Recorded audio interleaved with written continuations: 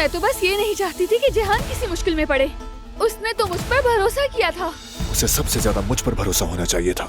इंसान अपने प्यारे पर एतमाद न करे तो फिर किस पर करे?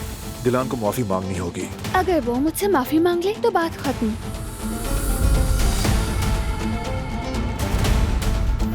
हाँ, और उसके साथ हम लेंगे शिमला मिर्च। हारून, तुम मुझे इस तरह से क्यों देख रहे हो? तुम नींद में हो क्या? नहीं नहीं, लाल प्याज लिख रहा हूँ। हाँ, लिख लिया। Good morning. मेरे पास तुम्हारे लिए जबरदस्त सरप्राइजेस हैं बारात कारा पे।